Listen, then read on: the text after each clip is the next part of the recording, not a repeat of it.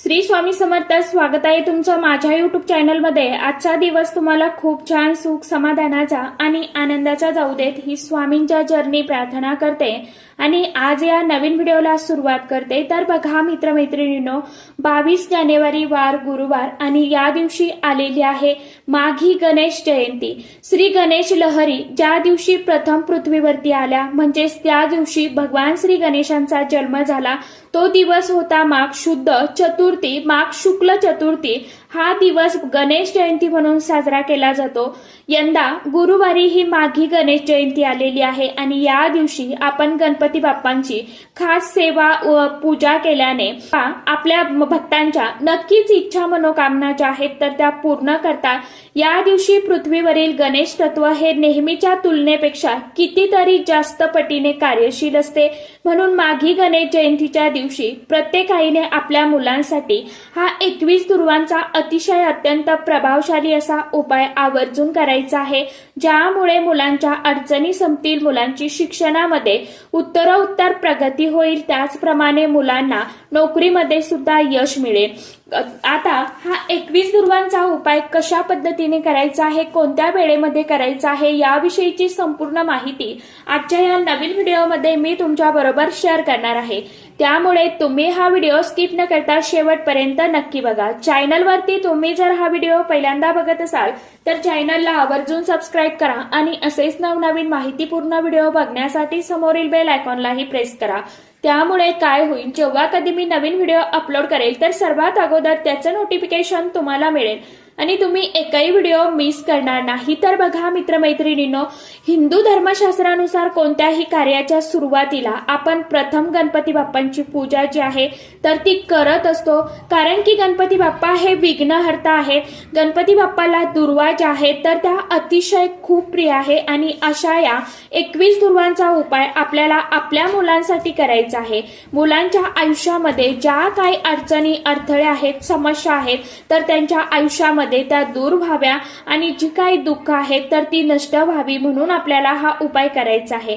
आता आपली जी मुलं आहेत तर ती बऱ्याच वेळा काय होतं, मुलं लहान मुलं असतील तर ते किरकिरपणा करतात, चिडचिडपणा करतात, हट्टीपणा करतात, काही केल्या ते कुणाचं ऐकत नाही. त्याचप्रमाणे मोठी मुलं जी आहेत शिक्षण घेत आहेत तर शिक्षणामध्ये त्यांचं मन लागत नाही किंवा मग खूप अभ्यास करतात, परंतु परीक्षेमध्ये त्यांना वाचलेला जो काही अभ्यास केलेला आहे तर तो आठवत नाहीये.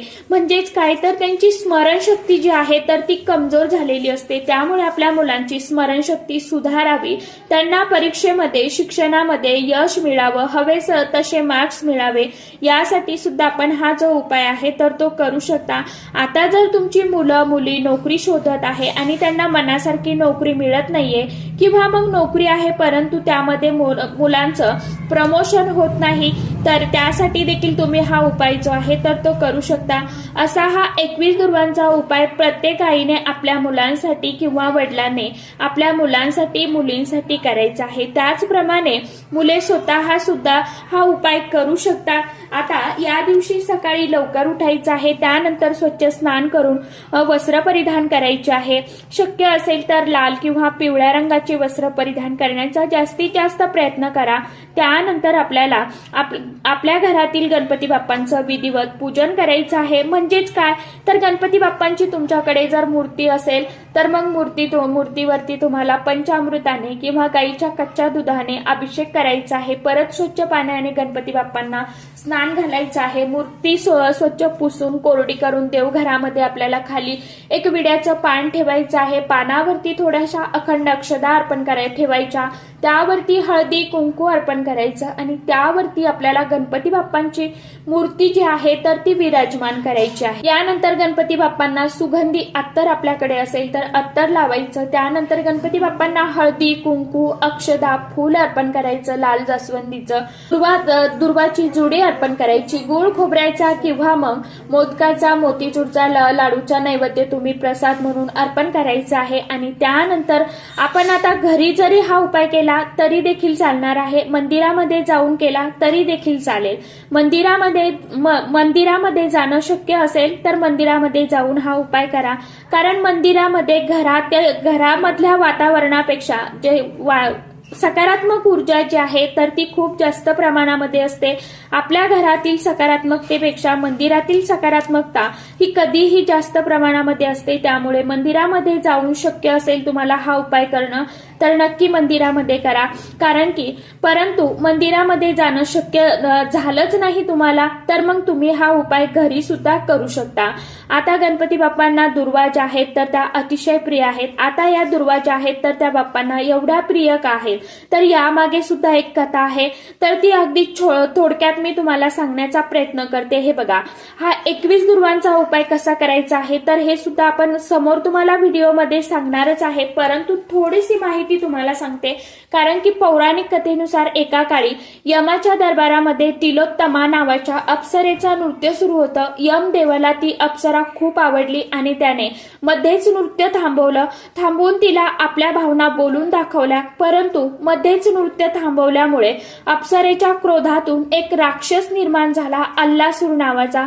आणि हा राक्षस होता आणि त्याच्या डोळ्यातून अग्नीच्या ज्वाला ज्या आहेत तर त्या भडकत होत्या. तिलोत्तमाचे नृत्य मध्येच थांबल्यामुळे आता मी तुला खाऊन टाकील तर अशा त्याच्या बोलण्यावरून यम घाबरून पळून गेला. अल्लासुराने तांडव करण्यास सुरुवात केली. त्याला समोर जे दिसेल तर तो खात सुटला. अशांना देव जे आहेत तर ते घाबरून विष्णूंना शरण गेले. परंतु अल्लासूर तेथे सुद्धा पोहोचला आणि त्याला पाहिल्यावरती भगवान विष्णुदेवांनी गणपती बाप्पांचं स्मरण केलं. गणपती बाप्पा हे बालक स्वरूपात प्रगटले आणि स्मरण करण्याचं कारण विचारलं. तेव्हा अल्लासुराने देवांचे जगणे कठीण केल्याचे त्यांना दिसून आले. परंतु गजानन आपल्या जागी उभे राहिले आणि अल्लासूर जेव्हा गणपतीकडे वळला आणि त्यांना गिळण्यासाठी आपल्या पंजाने उचलू लागला त्यावेळी अल्लासुराच्या हातातील बाल श्री गणेशाने प्रचंड रूप धारण केले आणि आभाळापर्यंत भिडलेले विराट रूप बघून अल्लासुराला काही सुचले नाही आणि तोपर्यंत गणपती बाप्पांनी अल्लासुराला सोंडेत पकडले आणि गिळून टाकले. अल्लासुराला गिळल्यानंतर गणपती बाप्पांच्या सर्व अंगाची आग जी आहे तर ती व्हायला सुरुवात झाली. गणपती बाप्पांचा त्रास बघून समस्त देव ऋषी मुनी उपचार करू लागले. परंतु कशानेही काहीही उपयोग झाला नाही. शेवटी त्या ठिकाणी उपस्थित असलेल्या ऋषी मुनींनी प्रत्येकी 21 दुर्वांची जोडी अशा दुर्वा ज्या आहेत तर त्या गणपती बाप्पांच्या मस्तकावरती ठेवल्या आणि चमत्कार झाला. गणपती बाप्पांच्या अंगाचा दाहच क्षमला. तेव्हापासून गणपती बाप्पांना दुर्वा ज्या आहेत तर त्या अतिशय अत्यंत खूप प्रिय आहेत आणि भगवान श्री गणेशाच्या पूजेमध्ये दुर्वांना अनन्यसाधारण असं महत्व आहे.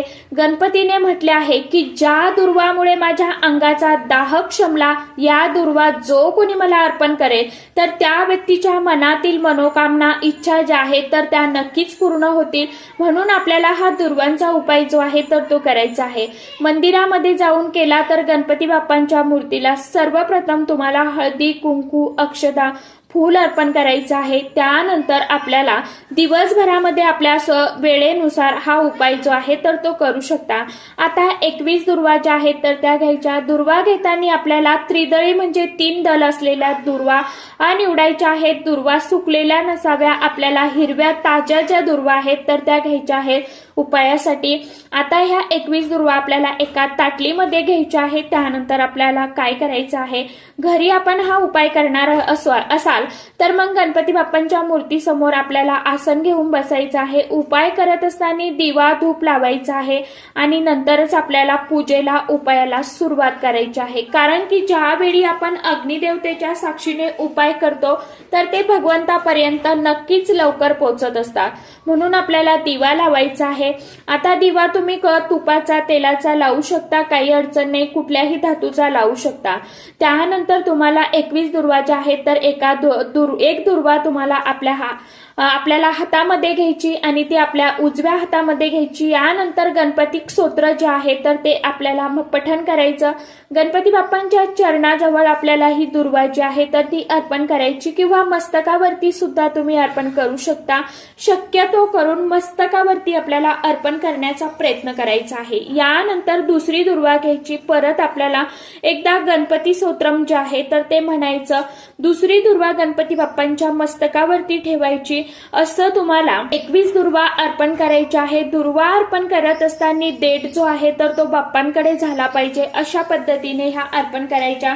आणि त्यानंतर 21 वेळा गणपती अथर्वशीर्ष गणपती स्तोत्रम पठण करत असताना त्या अर्पण केल्या।